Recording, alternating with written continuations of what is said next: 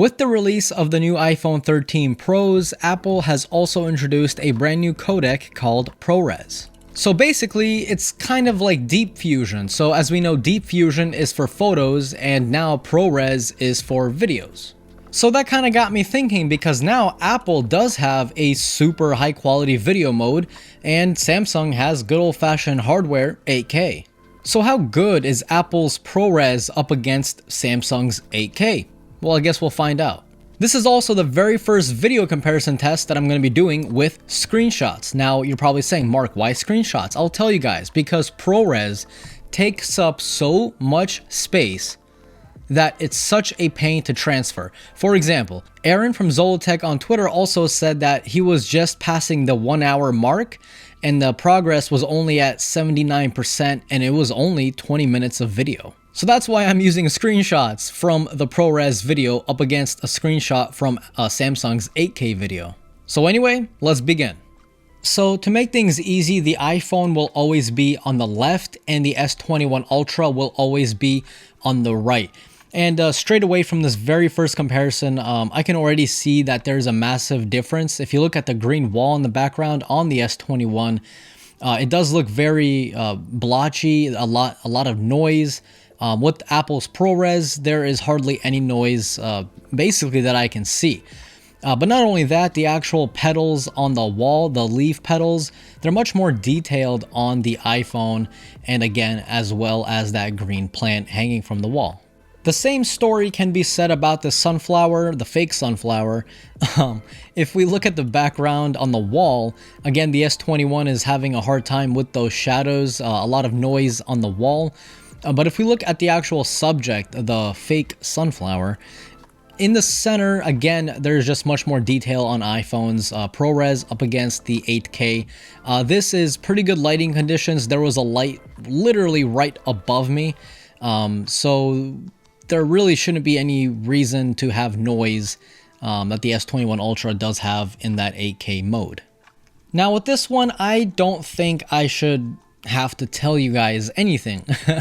If you can tell, the S21 is having a very hard time with kind of indoor low light. There was still a light on in the house, but it wasn't exactly perfect lighting conditions, and that's where 8K quality really kind of turns into like 340p quality. Everything about the iPhone image is just better. Again, more detailed, the color is better, there's no noise. Overall, obviously, the better image goes to the iPhone. Now, this is taken outside in the sunlight just after the rain. This one is kind of tough because I kind of prefer the colors of the S21, and as well as that little petal on the right is a little bit more detailed on the S21, but the iPhone again is doing a much better job with the shadows near the bottom of the image, and as well as the raindrops on the actual petal in the center of the image is definitely sharper on the iPhone. So this one, I don't really know. I don't really care. I don't really see that big of a difference, to be completely honest. So I'll just leave the judgment up to you guys. Now in this next screenshot, as we can see, the first thing that comes out at me is the rocks. The rocks in the iPhone have more detail. There's more contrast in the rocks, so it has this little nice depth effect. Meanwhile, on the S21, it does look kind of flat with the rocks, and if you look at the gas container on the left of the images, again, there's more detail visible on the iPhone versus the 8K on the S21 Ultra. Now, if we zoom in to this, whatever it is, again, we see more detail on the iPhone, not by much, but enough to really kind of see the difference looking at it side by side. Not that this matters, but this kind of goes to show that ProRes isn't really made for videos at face value. They're really good if you are into editing videos and you need that extra bit of information. Now, if we go outside and we take a look at this tree, the S21 did a better job at managing the color of the tree as well as the highlights, because on the iPhone's image, the color isn't exactly to how it was in real life, and the left side of the tree trunk is kind of being blown out just a little bit.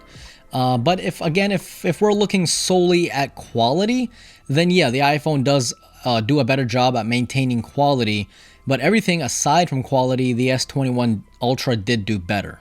In this next image, it just looks like the iPhone added more contrast than the Samsung, but if we look deeper, there's actual better quality as well. It's sharper, and it's keeping the colors a little bit more accurate. If we look at the nose of the baby cat, you can see more color there as opposed to the S21 Ultra in that 8K video mode.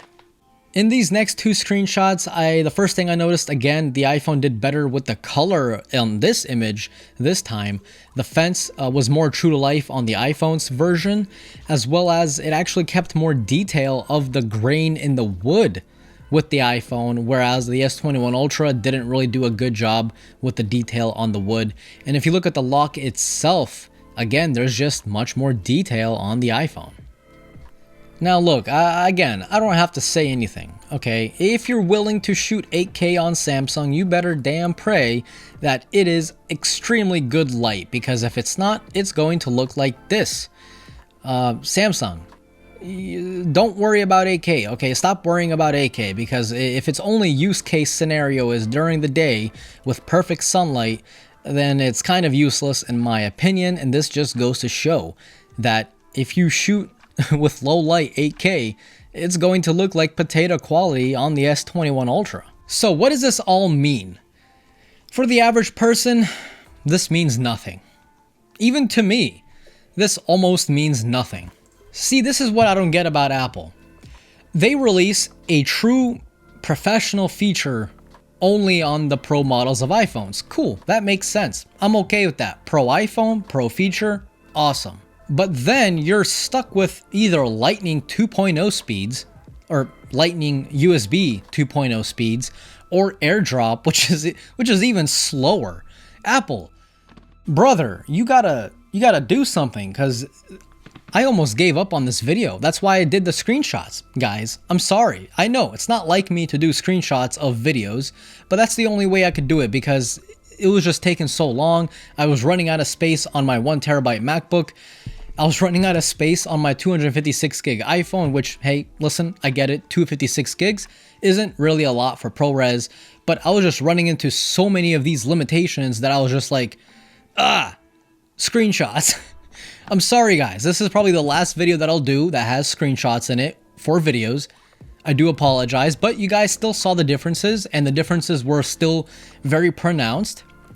So I guess that's what really matters. Another takeaway from this is 8K video on phones is stupid. Samsung, stop.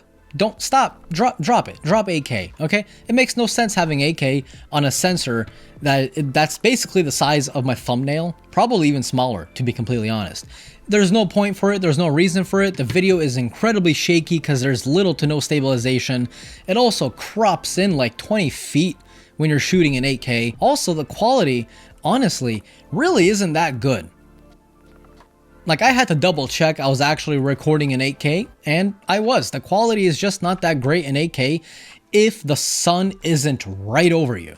If the sun is over you and there's not a cloud in the sky, 8K video is truly actually good. You do see a lot of details that you otherwise wouldn't have if you were shooting in, for example, 4K 60. But the second the cloud goes over the sun and there's a little bit less light, boom, it turns into like 340p or 360p. Very bad. Samsung, stop it. And this isn't just Samsung. Any phone manufacturer, any Android phone manufacturer, stop 8K video. It doesn't, dude, the bitrate is so low that you're even rarely taking advantage of full true 8K, aside from just like the actual resolution, which is 4K. But the bitrate is so low that it's really not even like the best 8K video. It's like the Honda Civic of 8K. I don't know where I was going with that. By the way, I had something to add on to that. And also, by the way, ×2, I'm recording in ProRes front-facing camera on the iPhone. Hopefully it looks good. So talking about the bitrate, the iPhone in ProRes records at 100 megabytes per second. The S21 Ultra using 8K records at 80 megabits per second. Not 80 megabytes per second, but 80 megabits per second. So 80 megabits versus 100 megabytes. Crazy. So anyway, guys, that's basically it. That was the video. If you found the video helpful, leave a like. If you're new here, consider subscribing. I'm doing videos every whenever. This was Mark from Mark's Tech. Adios.